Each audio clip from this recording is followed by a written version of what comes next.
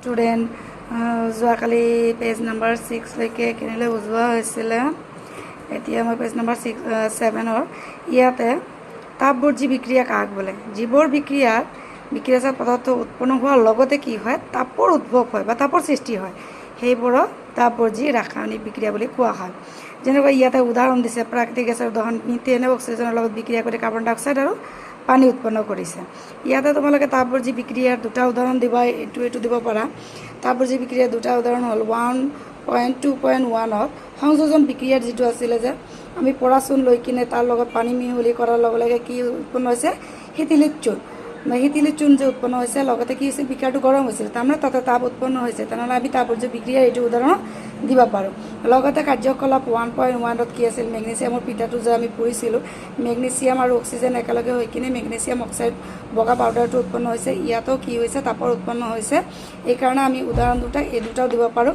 ইয়াতে অৱস্থা চিহ্নৰ ব্যৱহাৰ নকৰিলেও হ'ব, অকল তোমালোকে ৰাসায়নিক সমীকৰণটো লিখি দিলেই হ'ব। তাৰপিছৰটো হৈছে ইয়াতে দিছে শোষণ কিন্তু তাপবৰ্জি বিক্ৰিয়া কেনেকৈ? ইয়াতে আমাৰ শৰীৰত যিখিনি খোৱা খাদ্য যায়, যেনেকৈ আমাৰ চাউল, আলু আৰু ৰুটিত কি থাকে, কাৰ্বহাইড্ৰেট, আৰু কাৰ্বহাইড্ৰেটবোৰ কি লৈ ভাঙি যায়, গ্লুক'জ লৈ ভাঙি যায়। এই গ্লুক'জ আমাৰ দেহৰ কোষত অক্সিজেনৰ সৈতে লগ হৈ কিনে কি হয়, শক্তিৰ যোগান ধৰে, আৰু এই শক্তিৰে আমি কি কৰোঁ, গোটেই দিনৰ কাম, আমাৰ শৰীৰৰ যিমান কাম এইবোৰ এই শক্তিৰে পৰিচালিত হয়।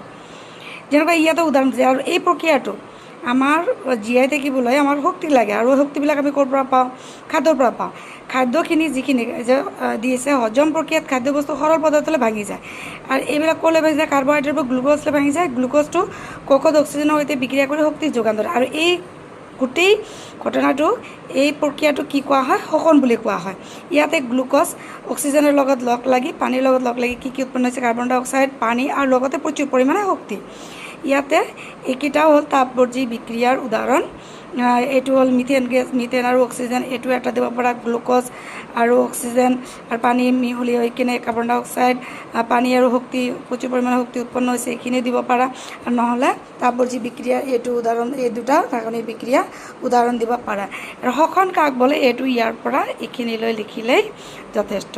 তোমালোকে কমেণ্টত জনাবা ভিডিঅ'টো কেনে লাগিছে। কমেণ্টত জনালে মই ভালকৈ ভিডিঅ'বোৰ মানে বহলাই ভিডিঅ' কৰিবলৈ চেষ্টা কৰিম। এতিয়া অকল নতুন শ্বৰ্টছ ভিডিঅ' দি আছোঁ। কেনে লাগিল সকলোৱে কমেণ্টত জনাবা। Thank U.